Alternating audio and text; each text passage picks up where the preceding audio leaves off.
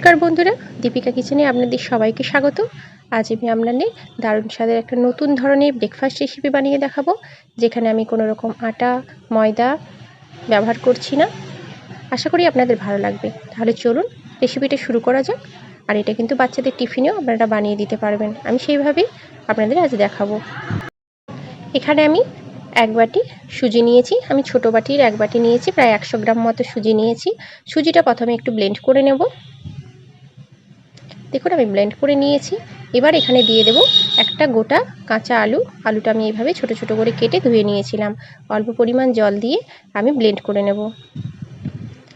এই যে দেখুন আমি খুব সুন্দরভাবে ব্লেন্ড করে নিয়েছি।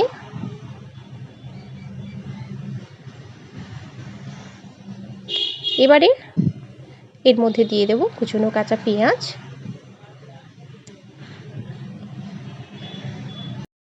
দিয়ে দিচ্ছি কুচনো টমেটো, দিয়ে দেব ছোট ছোট করে কেটে রাখা গাজর, কাঁচা লঙ্কা, ধনেপাতা,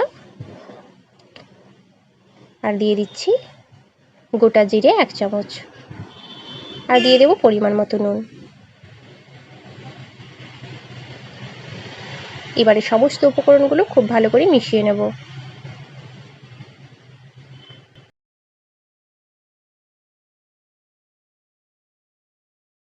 সমস্ত উপকরণগুলো খুব ভালো করে মেশানো হয়ে গেছে। এবার এখানে দিয়েছি 1/2 চামচ বেকিং সোডা। সোডাটা দিয়ে আমি আবারও ভালো করে মিশিয়ে নেব। এই রেসিপিটা কিন্তু খুব সহজে এবং খুব অল্প সময়ের মধ্যেই কিন্তু বানিয়ে নিতে পারবেন। আপনারা আশা করি দেখেই বুঝতে পারছেন। এবারে এখানে আমি একটা প্যান বসিয়েছি। প্যানটা গরম করে সাদা তেল দিয়ে দিলাম। এবার এখানে মিশ্রণটা দিয়ে আমি ভেজে নেব। এখানে আমি 3 চামচ মতো মিশ্রণটা দিলাম। এবারে একটু গ্যাসের ফ্লেমটা বাড়িয়ে ভালো করে ভেজে নেব। এটা কিন্তু খুব তাড়াতাড়ি ভাজা হয়ে যায়।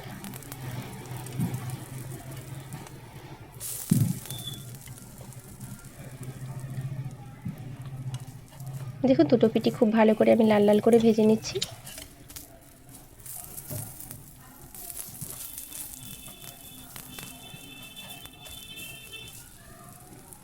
এটা আমার খুব ভালো মতো ভাজা হয়ে গেছে। আমি এবার এটা তুলে নেব। একই রকমভাবে আমি আবারও একটা আপনাদেরকে ভেজে দেখাচ্ছি। এই রেসিপিটা কিন্তু খেতে খুবই টেস্টি, আর দেখেও আপনারা বুঝতে পারছেন কতটা সুন্দর। আর এটা কিন্তু ভেতর থেকে খুবই নরম হয়।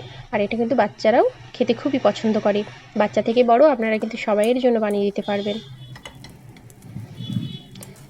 যে দেখুন একই রকমভাবে কিন্তু আমি আবারও একটা ভেজে নিচ্ছি। একই পদ্ধতিতে বাকিগুলোও ভেজে নেব। খুব চটজলদি ভাজা হয়ে যায়।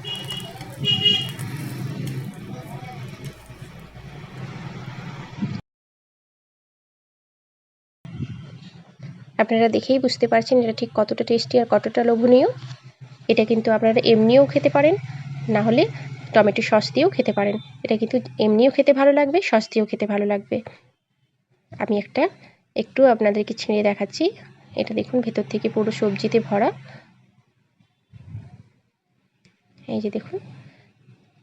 আশা করি আপনাদের রেসিপিটা ভালো লাগবে। রেসিপিটা বানালে অবশ্যই কমেন্ট বক্সে জানাতে ভুলবেন না। আর কেমন লাগলো আমাকে সবাই কমেন্ট করে জানাবেন। ভালো লাগলে লাইক শেয়ার করে সাবস্ক্রাইব করে বন্ধু হয়ে পাশে থাকবেন। আবারও একটা নতুন রেসিপি নিয়ে আপনাদের কাছে হাজির হব। সবাই ভালো থাকবেন, সুস্থ থাকবেন। নমস্কার।